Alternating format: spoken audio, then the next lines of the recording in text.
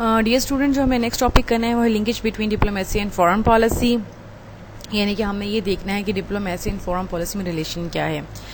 Some time जो है scholars जो हैं वो इन दोनों को आप ये भी कह सकते हैं कि ब्रदर एंड सिस्टर कंसिडर करते हैं, क्योंकि जो फॉरेन पॉलिसी जो होती है, आपके जो रूल्स एंड रेगुलेशंस होते हैं, उसकी जो प्रैक्टिकल इम्प्लीमेंटेशन है, या उसकी जो हम कहते हैं ना कि आपने पॉलिसी बना दी लेकिन अब उसकी इफेक्टिव इम्प्लीमेंटेशन होनी चाहिए, वो जो उसकी इफेक्टिव इम्प्लीमेंटेशन है वो डिप्लोमेसी करती है। डिप्लोमेसी क्या है, जैसे कि हमारा जो मेन सब्जेक्ट जो हमने जो पढ़ रहे हैं, कोर्स पढ़ रहे हैं, वो डिप्लोमेसी का है। और आप सब अब बहुत बेटर वे में अंडरस्टैंड कर गए होंगे डिप्लोमेसी क्या है। अगेन मैंने कुछ डेफिनेशन लिखी हैं ताकि इसको हम थोड़ा सा जो है रिव्यू कर लें कि डिप्लोमेसी है क्या। Diplomacy refer to the art और practice of conducting international relation as in negotiation, alliance, treaty and agreement. We all know that कि डिप्लोमेसी जो है वो कंडक्ट की जाती है in order to maintain friendly healthy relation among the states. ठीक है, यानी कि अच्छे और खूबसूरत ताल्लुकात जो है मुख्तलिफ स्टेट्स के दरमियान को इस्टेब्लिश करने के लिए जो हम मीडियम यूज़ करते हैं, जो हम चैनल यूज़ करते हैं, वो क्या है, वो डिप्लोमेसी है। ये एक इंस्ट्रूमेंट भी है। It is also defined as an instrument of foreign policy used to achieve certain goal considered to be vital to the state। यानी कि ये उन गोल्स, उन चीज़ों, उन गोल्स, उन पर्पसेस को भी अचीव करने के लिए यूज़ होता है, जिसको फॉरेन पॉलिसी में सेट किया जाता है। ऑफ कोर्स फॉरेन पॉलिसी क्या है, फॉरेन पॉलिसी जो आगे नेक्स्ट में जाके इसको भी एक्सप्लेन भी करूंगी। तो फॉरेन पॉलिसी क्या है, basically set of rules and regulation. अच्छा, अब उसकी प्रैक्टिकल इम्प्लीकेशन क्या है, जो डिप्लोमेसी है वो उसकी प्रैक्टिकल इम्प्लीमेंटेशन है। Next, it is a peaceful mean of achieving goal through established diplomatic routes through the use of certain accredited agents।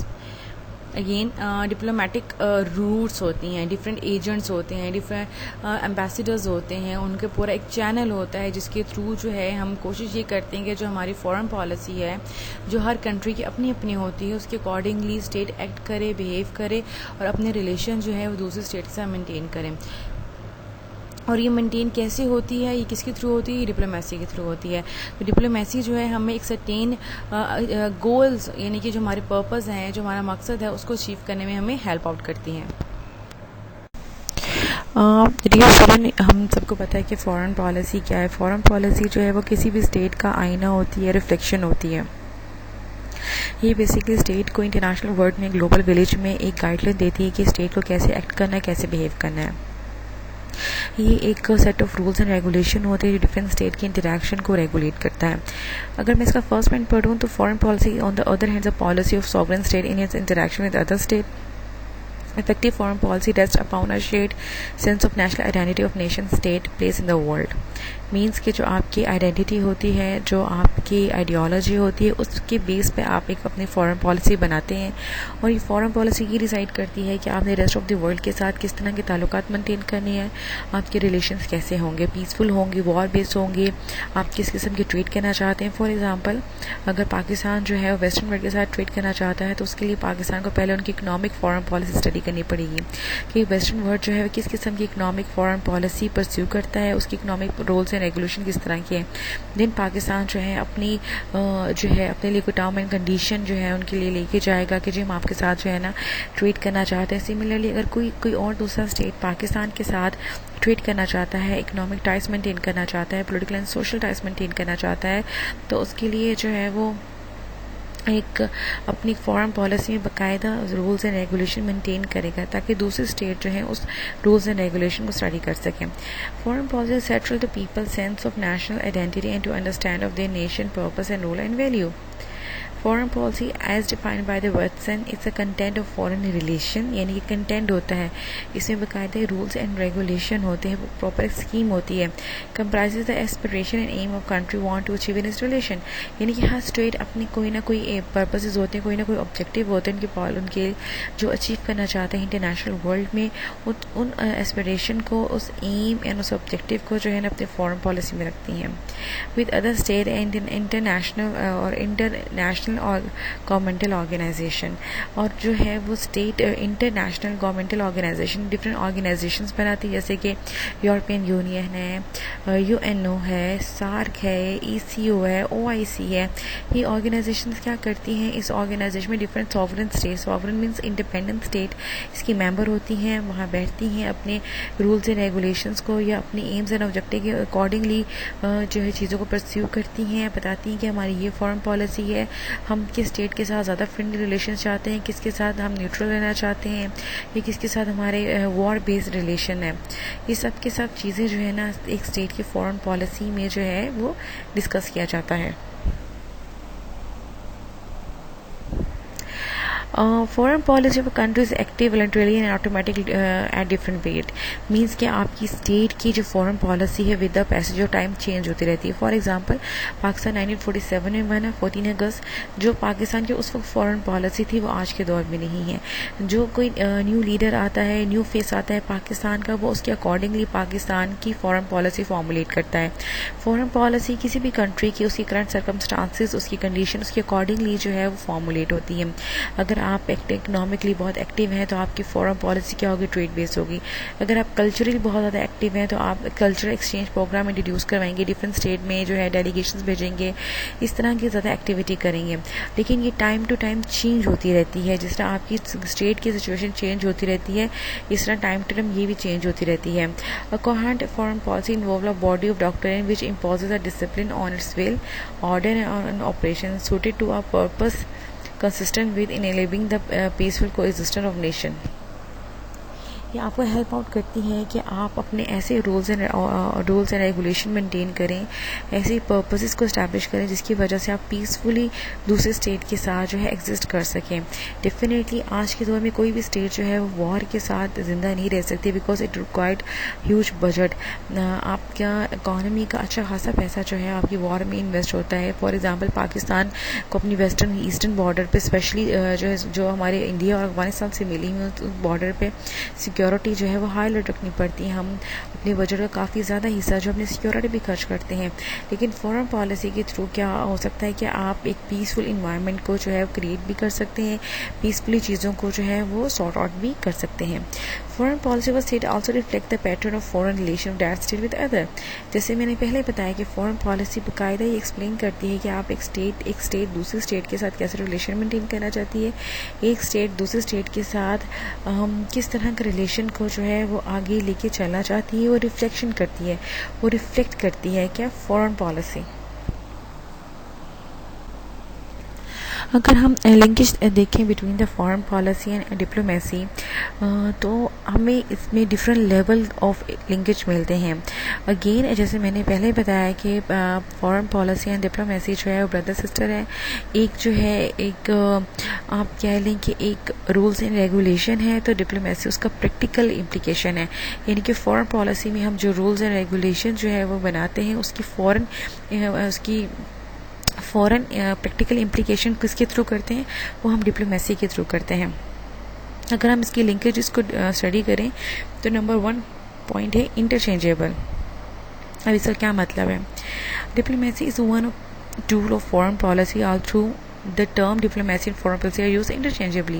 The distinction between them must be kept in the mind. Diplomacy देखिए अब difference क्या है, जैसे मैंने आपका brother sister है और दोनों को समटाइम जो है ना एक ही मायने में इस्तेमाल किया जाता है। समटाइम लोग कहते हैं फॉरेन पॉलिसी और डिप्लोमेसी एक ही चीज़ है, लेकिन डिफरेंस क्या है, वो डिफरेंस ये है जो मैंने पॉइंट 2 में लिखा है, अ मैथड और technique whereby state conduct the relation with other state. अब वो मैथड और टेक्निक है जिसके थ्रू जो है एक स्टेट दूसरे स्टेट के साथ रिलेशन को मेंटेन करती है। It is one of the way in which policies are being implemented day to day throughout the world. J.R. Childs wrote, "The foreign policy of a state is a substance of foreign relation, whereas diplomacy is process by which policies are carried out." देखिए Charles जो है वो again उसी बात को repeat कर रहे हैं जो डियर स्टूडेंट मैंने आपको पहले समझाई कि जो फॉरेन पॉलिसी है is a substance of foreign relation. ये बताती है कि आपने फॉरेन रिलेशंस को मेंटेन कैसे करना है, कौन कौन से पॉलिसीज़ हैं, कौन कौन से लॉज है जिनके बेस पे आपने फॉरेन पॉलिसी को जो है रेगुलेट करना है। Whereas diplomacy is a process होती कि एक ये प्रैक्टिकल इम्प्लीमेंटेशन है by which the policies are carried out, जिसके थ्रू आप बाकायदा वो जो सेट की हुई पॉलिसीज़ हैं फॉरेन पॉलिसी में, वो लॉज हैं जो फॉरेन पॉलिसी में सेट किए हैं, उसको जो है आप कैरिड आउट करते हैं। सर हॉलर निकलोसन क्या कहते हैं, foreign policy is based on general conception of national requirement, यानी कि एक फॉरेन पॉलिसी क्या है जो आपकी नेशनल रिक्वायरमेंट की बेस पे बनती हैं, जो आपका नेशनल इंटरेस्ट है उसके अकॉर्डिंगली बनती हैं, जो आपकी नेशनल रिक्वायरमेंट है उसके अकॉर्डिंगली बनती हैं। अच्छा, और डिप्लोमेसी क्या, on the other hand it is an end by a but a mean not a purpose but a method, यानी कि डिप्लोमेसी एक मेथड है जिसके थ्रू आप उन कंसेप्शन को, उन जनरल कंसेप्शन को, उस नेशनल रिक्वायरमेंट को अचीव करते हैं जो फॉरेन पॉलिसी में बनाई गई हैं। It is the agency through which a foreign policy seeks to attain is purpose by agreement rather than a war. अब डिप्लोमेसी में क्या है, डिप्लोमेसी जो है वो एक वॉर से हमें बचाती है, वो पीसफुली चीज़ों को सॉर्ट आउट करती है, पीसफुली चीज़ों को जो है वो रिजॉल्व करती है।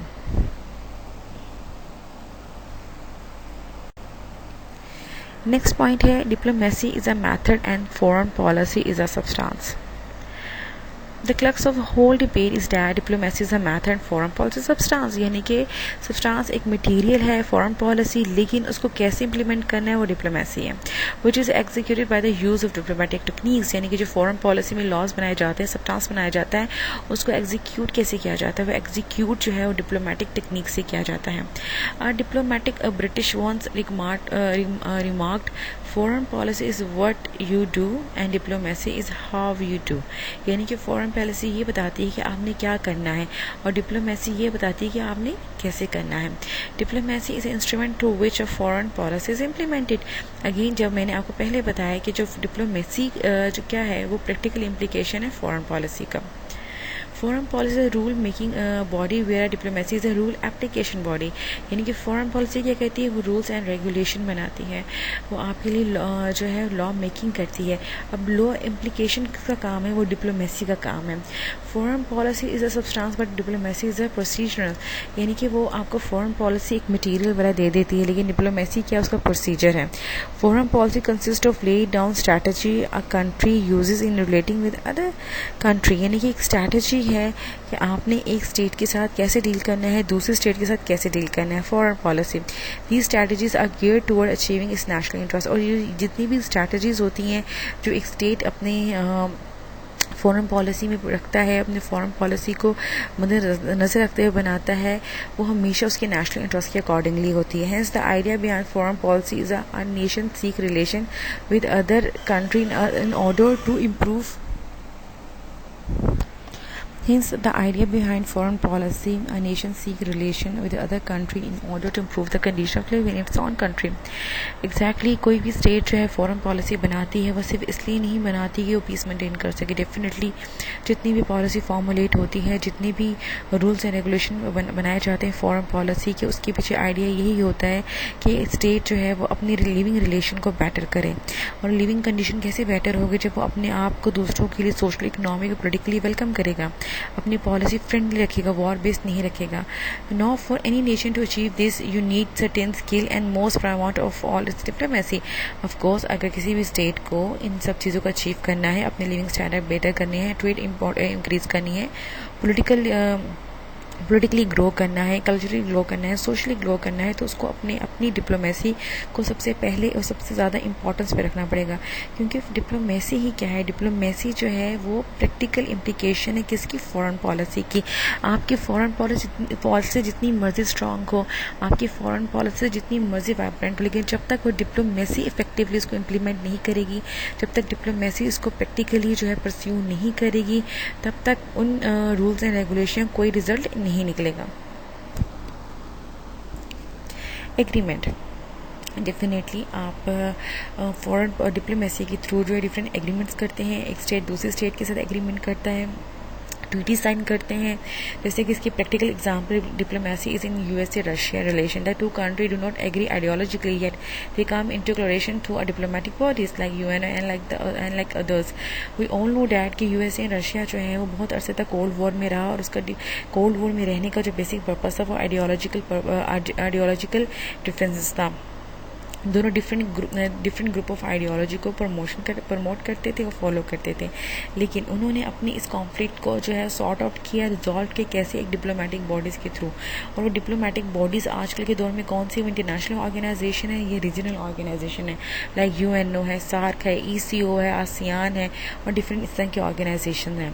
Foreign policy is a nutshell in the process by which a state pursues national interest in relation to other state, and on an international level we all know that कि state जो है अपना national interest जो है वो किसके through reflect करता है, foreign policy के थ्रू रिफ्लेक्ट करता है, और वो internationally अपने आप को रिप्रेजेंट करता है, अपनी पॉलिसीज़ को जो है वो रिप्रेजेंट करता है अपनी किसके थ्रू, अपनी foreign policy के through. While diplomacy is a management of international relation and negotiation, diplomacy is an also instrument of foreign policy।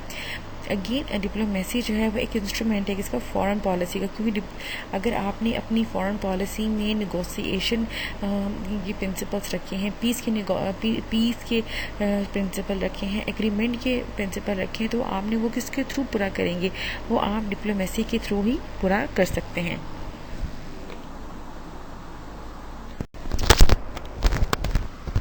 Foreign policy is the whole and diplomacy is expression of foreign policy. इसी जो है again जैसे पहले कहा गया कि foreign policy जो है वो आपकी स्टेट को लेके चलती है, स्टेट के रूल्स एंड रेगुलेशन को बताती है, स्टेट ने क्या लॉज बनाने हैं, लेकिन वो एक्सप्रेस कैसे करती है, वो डिप्लोमेसी के थ्रू एक्सप्रेस करती है। It's a part of whole foreign policy, one of the tool which state use to pursue it national interest in diplomacy. अच्छा, फॉरेन पॉलिसी में हर चीज़ एक्सप्लेन कर दी गई होती है according to your national interest, लेकिन उसको एक्सप्रेस कैसे किया जाता है, उनकी अपनी डिप्लोमेसी के थ्रू।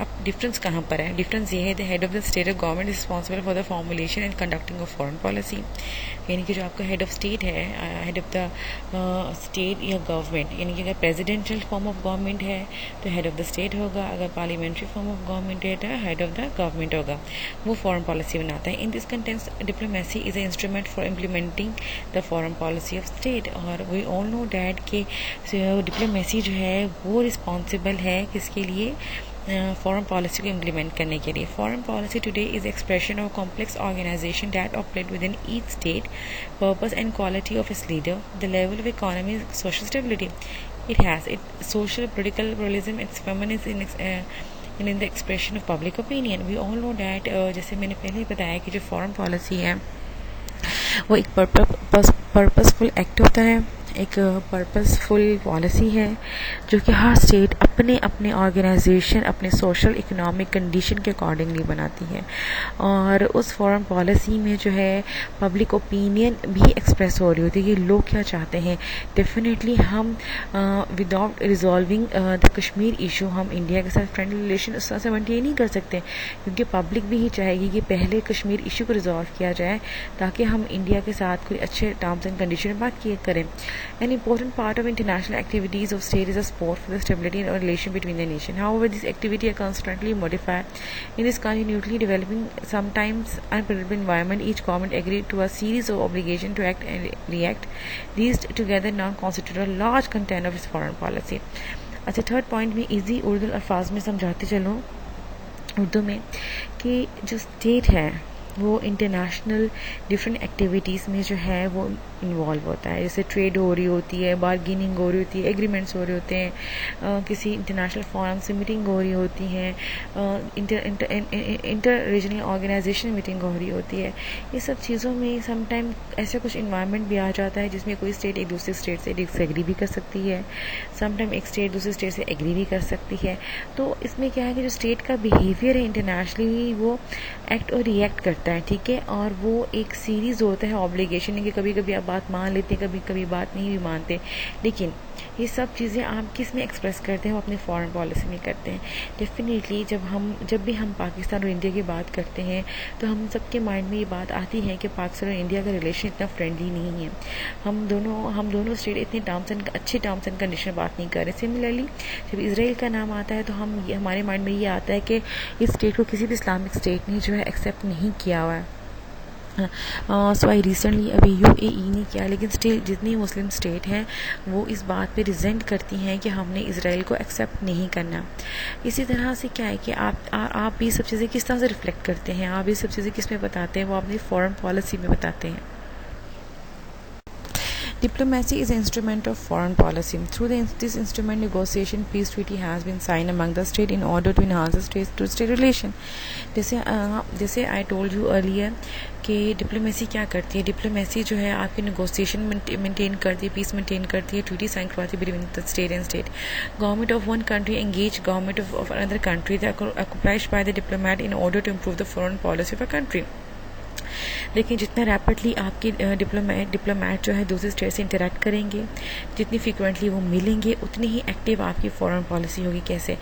फॉर एग्जांपल, अगर आपकी किसी स्टेट के साथ इतनी अच्छी रिलेशन नहीं है लेकिन डिप्लोमेट्स मिल रहे हैं, इट्स मीन कि आप उस स्टेट के साथ अच्छे रिलेशन मेंटेन करें. आप जब नेक्स्ट फॉरेन पॉलिसी बनाएंगे तो आप उस फॉरेन पॉलिसी में उस स्टेट को एक प्रिविलेज देंगे या एक हाई रैंक पर रखेंगे कि हम इस स्टेट के साथ अच्छी रिलेशन बनाना चाहते हैं. इस तरह with the passage of time क्या होगा कि आपके रिलेशन उस स्टेट के साथ इम्प्रूव होते जाएंगे. फॉर एग्जाम्पल, जैसे USA used public diplomacy to improve her foreign policy toward the other country abroad, specially in the Middle East. This was affected after the September 11 terrorist attack. Increased globalization has caused public diplomacy to grow in importance in modern foreign policy. America ने specially लोगों पूरी दुनिया को अपनी policy के लिए agree करने के लिए पब्लिक डिप्लोमेसी का यूज़ किया. उसने पब्लिकली जो है अनाउंस किया कि अगर आप हमारे साथ हैं या हमारे अगेंस्ट है. यानी कि जो टेररिज्म को काउंटर करने के लिए उसने बाकायदा ओपनली सबको इनविटेशन दी कि आए हो मेरे साथ, मुझे ज्वाइन करें और मिलके जो है हम टेररिज्म को ख़त्म करते हैं. इस तरह क्या हुआ कि पूरी दुनिया ही जो वॉर अगेंस्ट टेररिज्म के लिए इकट्ठी हो गई. Military force is a diplomatic tool that country use to achieve their foreign policy. Military force यानी कि अगर आप मिलिट्रीली डेवलप है, एडवांस्ड है, इक्विप्ड है, तो डेफिनेटली आप दूसरी स्टेट पर अपनी फॉरेन पॉलिसी को अचीव करने के लिए जो प्रेशराइज कर सकते हैं. For example, in 1980s America ने जब सोवियत के अगेंस्ट वॉर करनी थी अफगानिस्तान में, तो अमेरिका ने बाकायदा अपनी मिलिट्री फोर्सेस के थ्रू पाकिस्तान को चलिए हम रिसेंट एग्जांपल लेते हैं. आफ्टर द 9/11 इंसिडेंट अमेरिका ने ओपनली पाकिस्तान को कहा कि आर यू विद अस और अगेंस्ट विद अस. अगर आप हमारे साथ वॉर अगेंस्ट टेररिज्म को ज्वाइन नहीं करते तो हम इसको ऑटोमेटिकली ऐसे परसीव करेंगे कि आप हमारे अगेंस्ट हैं और हम आपको जो है पत्थरों के दो में पहुंचा देंगे. तो अमेरिका ने उस वक्त मिलिट्री फोर्स का यूज़ किया था अपनी उस फॉरेन पॉलिसी को अचीव करने के लिए. अगेन यहाँ पर जो एग्जाम्पल मैंने कोट की है कि during the cold war USA use the policy of containment. Containment का मतलब होता है किसी चीज़ को रोक के रखना, which employed military and economic pressure. यानी कि अमेरिका ने military and economic pressure increase किया सोवियत यूनियन पे ताकि सोवियत यूनियन के पावर को वो उसकी लिमिट में रख सके. This enable USA to sell their ideology to the rest of the world. और इसके थ्रू अमेरिका ने अपनी फॉरेन पॉलिसी को परसीव किया और उसकी फॉरेन पॉलिसी में क्या था कि वो अपनी आइडियोलॉजी को पूरी दुनिया में जो है वो सेपरेट करें. The end of the Cold War brought new challenges and use of U.S. military power as a tool of foreign policy. On several occasions, military was committed to diplomatic activities such as peacekeeping and nation-building activities.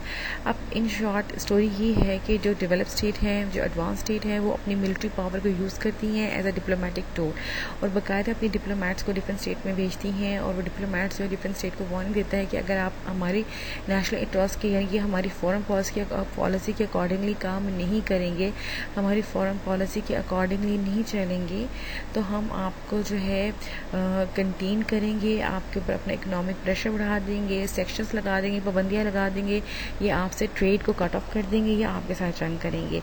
इसी तरह America ने Soviet union में cold war के दौर में जो है ना इकोनॉमिक और मिलिट्री प्रेशर इंक्रीज किया था ताकि वो अमेरिका अपनी फॉरेन पॉलिसी पूरी दुनिया में जो है वो बेच सके और उसकी फॉरेन पॉलिसी उसकी अपनी एक आइडियोलॉजी भी बेस करती थी. डी स्टूडेंट, आज हमने थॉरली ये स्टडी किया है कि फॉरेन पॉलिसी और डिप्लोमेसी का क्या रिलेशन है. कंक्लूजन को मैंने एम्प्टी छोड़ दिया है और इसलिए ताकि मैं ये मैं चाहती हूँ कि आप लोग को आज का लेक्चर कितना समझ आया है, आप किस तरह समझते हैं कि फॉरेन पॉलिसी और डिप्लोमेसी का आपस में लिंकेज है. आप लोगों ने नेक्स्ट मंडे तक यानी कि सितंबर 14 तक जो है असाइनमेंट जमा करवानी है जो कि कंक्लूजन के ऊपर बेस करेगी.